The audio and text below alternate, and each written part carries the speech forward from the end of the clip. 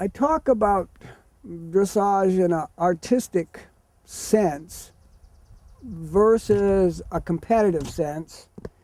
And I think a lot of the pieces, a lot of the movements look a great deal alike.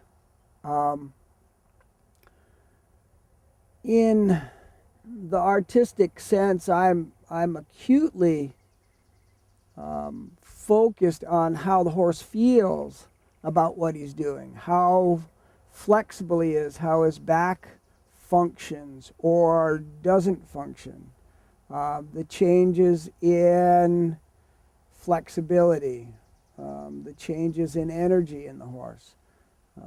And in the art form of dressage, we're not looking for weight in the reins.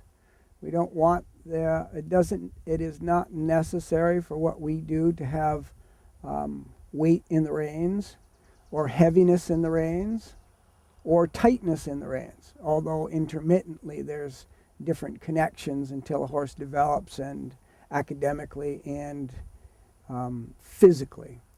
As they build strength and understanding, they'll hold their own balance, maintain their own balance. I'm often asked why I worry about the TMJ joint in the horse, and for what I do and my philosophy in riding, I say that the TMJ joint is really the gateway to the spine. Spinal function in the horse, as in the human, is critical for movement, fluid movement, and health.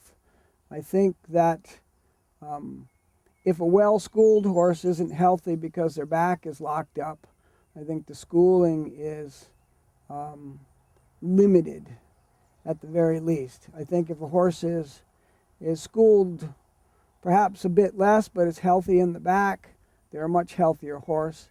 They last longer. They perceive their work from a better point of view. And don't forget that the spinal column is what carries all the nerves to the body. So if the spine is blocked or braced or injured, then that nerve impulse is going to be limited. When we ride a horse normally and naturally, the horse's top line is fairly flat. And if we do that for an extended period of time, in my experience, what can happen is, because there's no bony attachment at the shoulder scapula of the horse to the spinal process, oftentimes the horse will release its chest down in between its front legs, because that's just a muscular hammock that really holds the chest of the horse up. And to kind of get around that or away from that, when a horse is really comfortable traveling in his natural balance with a rider saddle on, then we can start to ask the horse to round the top line through teaching the horse to stay soft in the TMJ, which is the jaw joint, and start to release at the pole, which is the behind the skull, just behind the skull, C1 occipital intersection and C1, C2 intersection.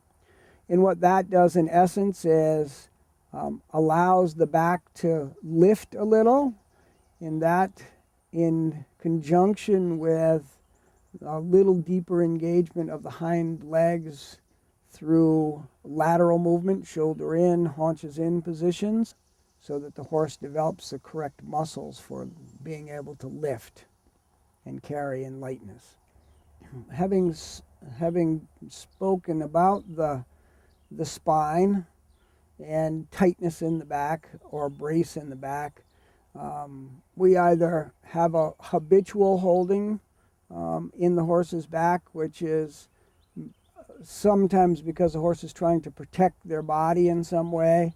Sometimes there's an injury or overexertion in the back, where the horse holds on and tries to not use that part.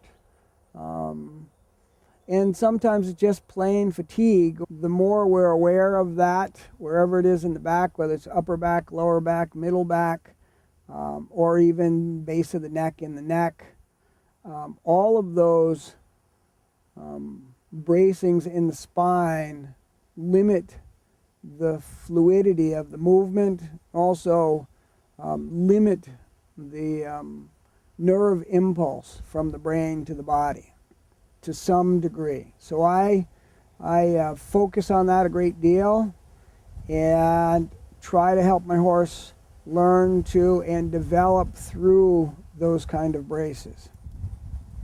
And oftentimes, if we don't relax the horse's jaw joint, then what I find is if they change their balance or lose their balance, or they just lock their jaw and throw their weight to their front end, down to their chest.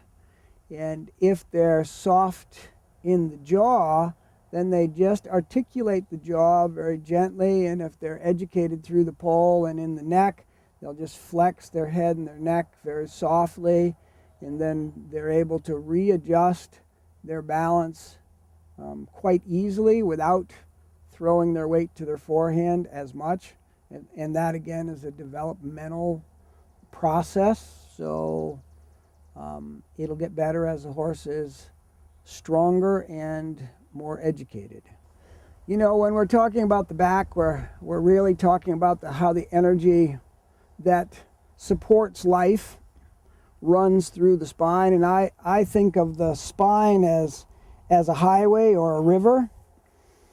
And without that energy flowing up and down the spine freely, I think that is what hinders the horse's movement or emotional state, or both. And I think by, why I'm out teaching constantly is creating a greater awareness of the horse's ergonomic alignments and development so that the horse stays healthier. And I think as people learn that it's important and they learn how to focus on those pieces, I think that they'll have much healthier, happier horses. Whatever discipline one rides, without the correct alignments, there's incorrect flexibilities and incorrect joint movements. And so a horse knows when their joint movement is limited. They may not be able to correct that by themselves, but they know when the limb isn't moving right, or when their back isn't moving right. And they may be able to speak to us about that through their movement. We just have to understand the language of movement and the language of the horse in order to understand when things are misaligned. We also can learn to see misalignments, stifle misalignments, hind leg misalignments, back misalignments, head neck misalignments. I always work in the positive.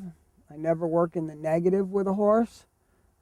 Horses can be very sensitive. If we work in the positive and we're progressive in our presentation to our horses, they will progress at their level or at their ability to progress, and they'll do the best they can as they progress. Some horses will progress in some areas very quickly. Some horses will progress quicker in other areas. They'll all have spaces that they have a little bit of difficulty putting together the sequences or the thought process. So every horse will learn, and every horse can do the best that they can do as an individual.